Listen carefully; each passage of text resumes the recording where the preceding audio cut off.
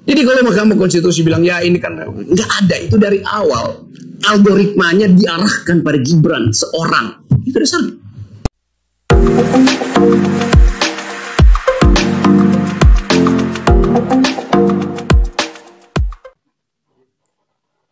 Profesor Didik Rahbini, saya ambil sementara kedudukan Anda sebagai rektor ya. Oke, terima kasih teman-teman.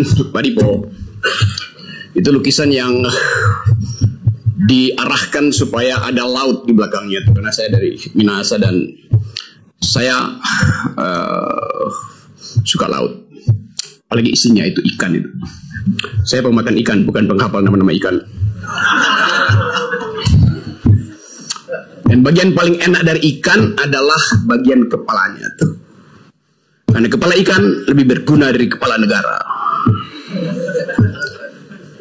Saya mulai dengan sedikit suasana lain, karena tadi guru saya, Pak, teman juga, Pak Salim Said, memulai dengan cucuran air mata, atau dia menceritakan sahabatnya Gunawan Muhammad yang bercucuran air mata. Pertanyaan, apa yang disesali itu? Kalau ada lagu Don't Cry For Me Argentina itu semacam tipuan dari Evita Peron waktu itu untuk mengambil kembali semangat dari rakyat yang mulai pudar, tidak lagi percaya pada jenderal yang ada suaminya tuh. Don't Cry For Me Argentina, lu apa liriknya tuh? The truth is I never let you. Itu dasarnya tuh. Jadi kalau kita bicara tangis menangis, memang banyak orang yang bersedih karena demokrasi yang diharapkan, diupayakan oleh Presiden Jokowi batal demi keluarga, bukan demi yang lain. Dibatalkan hanya oleh urusan satu kotak kongguan gitu.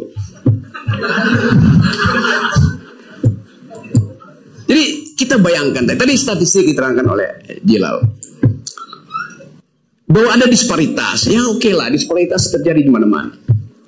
Tetapi tadi saya dapat berita bahwa, bukan berita, semacam snapshot dari TikTok. Seorang perempuan di Subang mengulas fenomena bertebarannya baliho Kaisang di desa-desa di Jawa Barat tuh. Dan kalau kita bikin semacam praduga bersalah, pertanyaan kita, siapa yang menebarkan itu? Bahkan dikatakan di situ akan disebarkan di seluruh Indonesia. Saya menghitung kira-kira akan ada 10 juta baliho akan disebar di seluruh Indonesia. Di setiap desa. Berapa banyak desa di Indonesia? Ada berapa banyak? 400.000 ada. Oke, 30.000. Berapa? 74.000 lebih.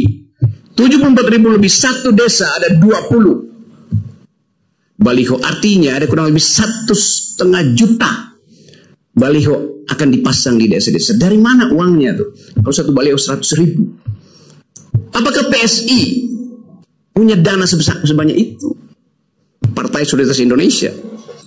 Di mana dia dicetak sehingga tiba-tiba dalam 2 hari udah ada 1,5 juta itu? Ya pasti dicetak di Cina mungkin yang punya mesin itu. Dan siapa yang bayar? Itu masalahnya. Jadi Anda bayangkan, satu anggota keluarga difasilitasi sedemikian masif oleh uang dan kekuasaan dan aparat. Saya bisa menduga itu pasti dipasang polisi. Aparatnya, mana ada PSI sebanyak itu bisa pasang di Indonesia.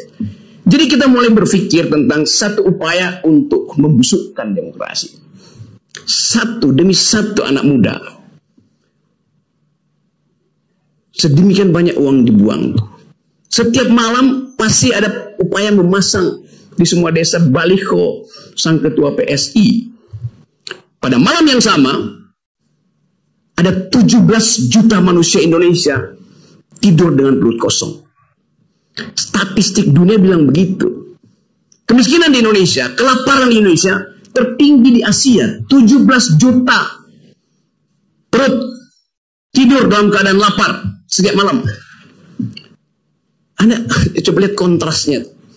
Kalau kita bilang bahwa ada kesempatan untuk mengharapkan kecerdasan, mengharapkan kemakmuran.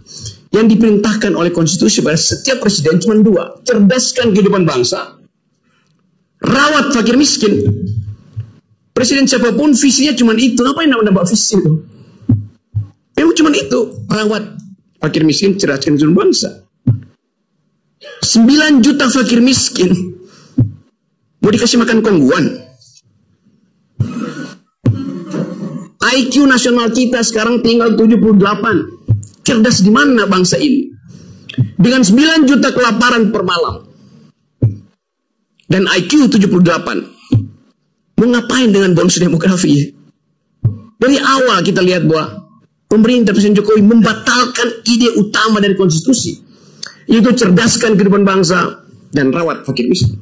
Yang ketiga, bahkan dicoba-coba ikut serta dalam perdamaian dunia. Presiden Jokowi nggak pernah pidato seperti Erdogan pidato untuk pro Palestina.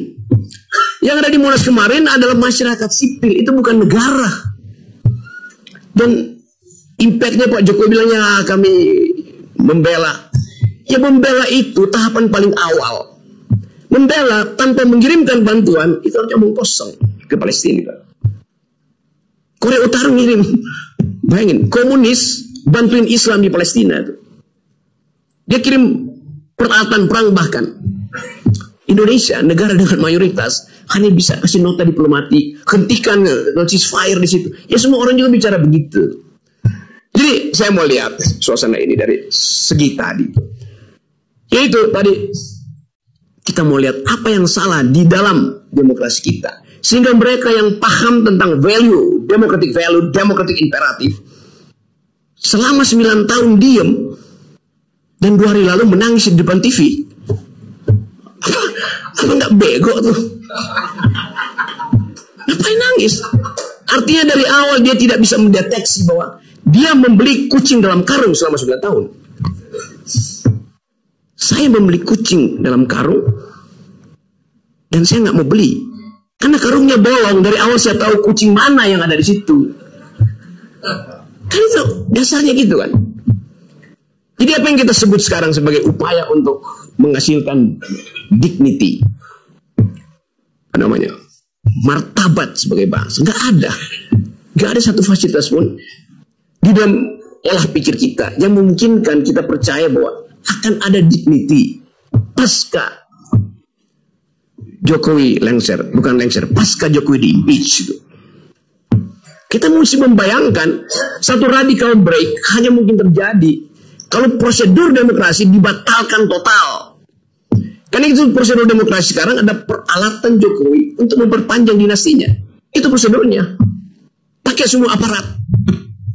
Jadi kita batalkan dulu prosedur yang dibuat oleh Jokowi, baru Anies bisa menerobos halangan itu.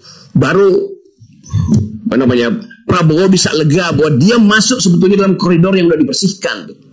Baru Ganjar juga bisa berpikir, oh iya, saya bukan jadi petugasnya partai. Kan itu dasarnya. Jadi kalau kita mau berpikir radikal tentang demokrasi hari ini, tidak ada hal yang lebih patetik, patologis ketimbang apa yang diperbuat oleh Jokowi di Mahkamah Konstitusi. Karena itu kita menginginkan, dan saya kira harus terjadi satu ucapan yang masuk akal dari Pak Jimli Asidik. Dari forum ini saya minta Pak Jimli Asidik, Anda asidik bukan as. Itu kita niatkan itu karena soal ada keraguan-raguan pada Pak Jimli itu. Dengan mengirim sinyal, ucapkan aja bahwa saya akan melakukan keputusan yang bersifat radical break itu. Itu dasarnya, baru kita percaya bahwa dimungkinkan kemuliaan tumbuh lagi. Jimli Asidik bilang bahwa ini republik rasa kerajaan. Kita tunggu konsekuensinya. Kalau dia bikin keputusan yang moderat, itu artinya dia bagian dari penakawan kerajaan. Yes, logikanya begitu. Bicara untuk nyenang-nyenangkan aja. Tapi kita percaya bahwa Jimli Asidik didesain oleh alam semesta untuk jadi messenger the new kind of democracy itu. Jadi tolong viralkan ucapan saya supaya sampai pada Jim. Dari Australia saya masih hubungan dengan dia. Saya bilang, Anda diminta untuk jadi seorang etikus, bukan sekedar seorang teoretikus dalam kebijakan negara. Dan itu yang kita inginkan. Rakyat ini menunggu seorang etikus menumbuhkan kembali harapan. Kesempatan itu ada. Karena apapun argumennya, keputusan Mahkamah Konstitusi bilang bahwa yang boleh jadi presiden adalah berumur 40 tahun atau pernah menjabat sebagai kepala daerah. Memang tugas kepala daerah jadi wali kota Solo itu serumit apa? Setiap malam saudara Gibran bisa telepon semua konglomerat di situ untuk bikin proyek. Dia bisa telepon semua BUMN. Erick Thohir setiap minggu bolak-balik ke situ. Nggak ada susahnya jadi wali kota Solo. Tetapi kenapa itu diistimewakan pada dia? Lebih sulit jadi rektor Pramadina daripada jadi wali kota Solo. Yes. Rektor itu mesti mengasuh pikiran generasi ke depan. Hanya itu. Jadi bayangkan misalnya, kalau Didi Rahbini diusulkan oleh mahasiswa Pramadina dengan menjudicial review 40 tahun itu dan mengatakan bahwa Didi Rahbini punya pengalaman memimpin Pramadina, punya pengalaman memimpin LP3S, punya pengalaman memimpin Indef, punya pengalaman memimpin keluarganya. Seluruh fasilitas itu dibandingkan dengan kemampuan Gibran memimpin, surplusnya ada pada Didi. Kan itu dasarnya kan. Kalau begitu semua rektor berhak untuk jadi calon. Sekarang kita bikin proposal judicial review baru. Mau nggak MK terima? Kami meminta supaya dengan argumen yang sama, setiap pemimpin universitas berhak menjadi calon presiden. Masih ada waktu 2 hari buat duel argumen seperti itu. Itu yang saya maksud. Kita mau uji habis-habisan. Jadi kalau Mahkamah Konstitusi bilang ya ini kan nggak ada, itu dari awal algoritmanya diarahkan pada Gibran seorang. Itu dasarnya. Sekarang kita mulai mengerti bahwa ada Gibran di situ, ada Kaisang di PSI. Dulu saya orang pertama yang memberi ceramah di PSI tentang apa yang namanya solidaritas. Diminta oleh Grace Natali. Di samping saya ada si Raja Antoni yang sekarang nggak lagi raja, dia jadi penunggang kuda. Minta menerangkan apa itu the very idea of solidarity itu. Minta diterangkan apa artinya mawar merah sebagai lambang partai. Bahwa lambang solidaritas itu adalah lambang kesosialan manusia tuh. Lambang yang dimulai sejak kita mengerti demokrasi. Yaitu di suatu pagi di 1789 di alun-alun kota Paris, Raja Louis XVI diuji diktumnya oleh rakyat Prancis. Rajanya bilang bahwa mahkota saya dipasangkan oleh Tuhan dari langit, nggak mungkin jatuh dari kepala saya. Kata Raja Louis XVI. Raja bilang oke, kita uji. Ditaruhlah kepala raja di atas pisau gilotin, pisaunya dalam 2 detik. Bukan sekedar mahkotanya copot dari kepalanya, kepalanya copot dari badannya. Dari situ kita mengerti apa artinya demokrasi itu. Vox populi suprema lex. Suara rakyat adalah hukum tertinggi. Itu kita mengerti bahwa demokrasi membutuhkan solidaritas. Dan solidaritas masyarakat Prancis yang mengajarkan kita bahwa demokrasi dituntun dengan cara perlahan-lahan, bahkan dengan kejadian-kejadian yang berbahaya. Dari revolusi Prancis sampai Don't Cry for Me Argentina.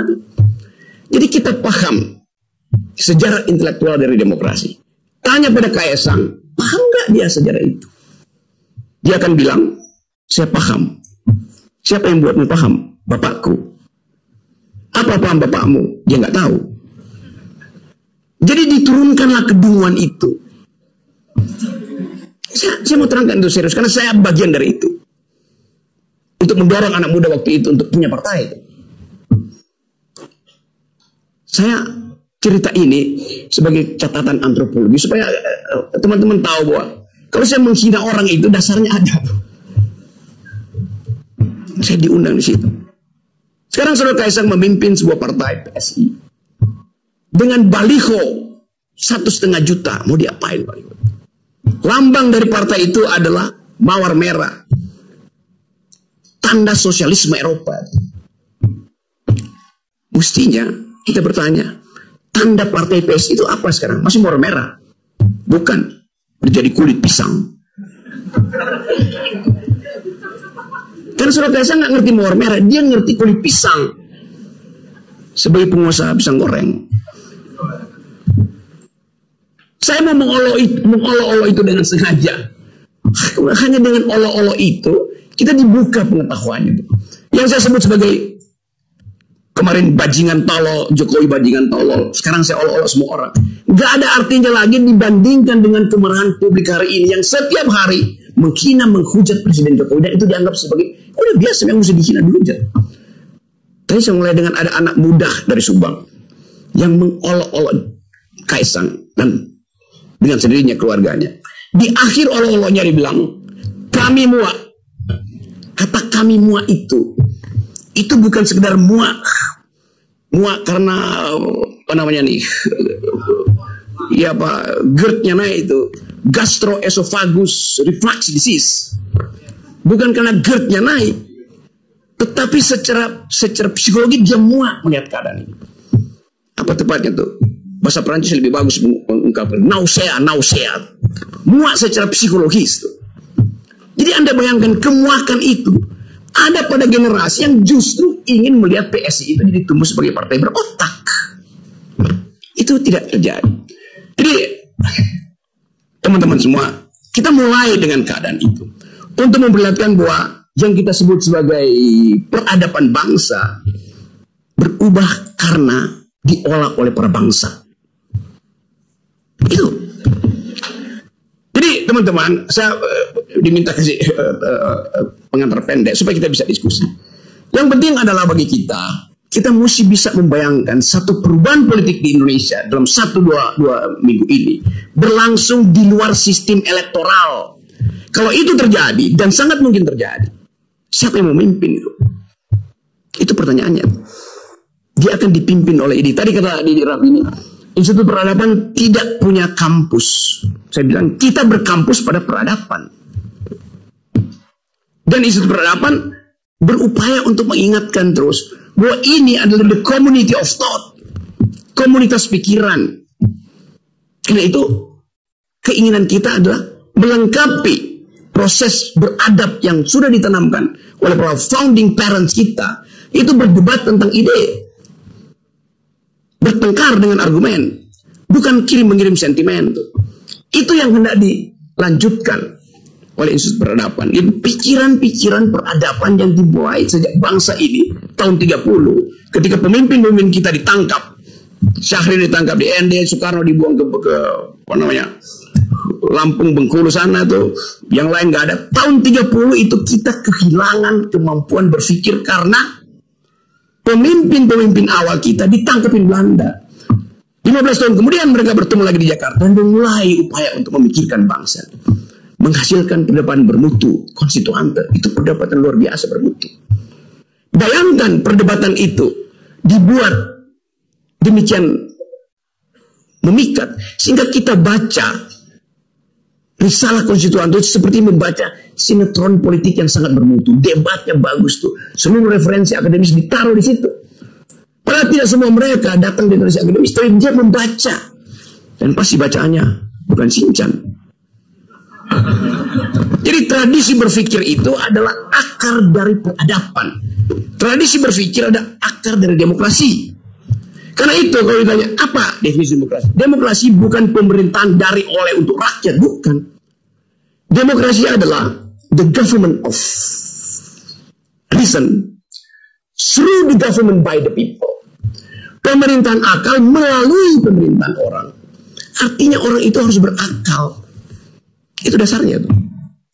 Jadi demokrasi hanya mungkin diucapkan oleh mereka yang memanfaatkan akal untuk bertengkar dengan argumen. Dan itu dibenihkan oleh Soekarno, Syahrir, Tan Malaka, Aidit bahkan. Siapa lagi? Kartosuwiryo, Natsir. Ada percakapan bermutu untuk menginstitusikan peradaban pada waktu itu. Sekarang apa yang terjadi? Para pemuda waktu itu berpikir bahwa Indonesia akan dituntun oleh alam pikiran. Pada waktu itu para pemuda berpikir begitu. Karena itu Bung Karno mengatakan, beri saya 10 pemuda, saya akan guncang pikiran dunia. Dan itu yang dipakai oleh Pak Jokowi. Saya beri 1 pemuda, saya jadikan dia wapres. Masih logik gitu, Pak. Tanpa proses berpikir, tanpa skrutinisasi, tahapan untuk jadi pemimpin diuji di dalam pikiran, di dalam universitas, secara metodologi. Demokrasi kita dasarnya adalah elektabilitas, bukan intelektualitas, junto, etikabilitas. Mana ada demokrasi basisnya adalah elektabilitas. Elektabilitas itu fungsi lembaga survei yang bisa dibayar. Jadi dari awal kita udah ingatkan itu pada bangsa ini. Tapi mereka yang sok jagoan, merasa tokoh-tokoh budayawan, ya, saya dulu 9 tahun dibully oleh orang yang menangis kemarin tuh. Terus menerus sama gengnya itu. Sekarang dia bertobat mungkin. Tapi lebih baik terlambat daripada telat. Sama aja. Jadi teman-teman semua, kita akan diskusi. Itu pengantar saya untuk membuat saudara marah pada keadaan. Dan jangan lagi menangis. Karena tangisan itu bisa berarti keperikan. Anda ingat Swangsong disebut nyanyian angsa, karena angsanya seolah, padahal itu ada tangisan angsa. Angsa itu menangis sedetik sebelum dia ditebas lehernya. Jadi dalam opera Rusia, Swangsong itu artinya angsa yang menjemput kematian. Kita mau ubah negara ini supaya satu waktu kita bisa katakan bahwa Institut Peradaban memelihara bibit peradaban demokrasi supaya tidak berubah menjadi tangisan angsa. Terima kasih.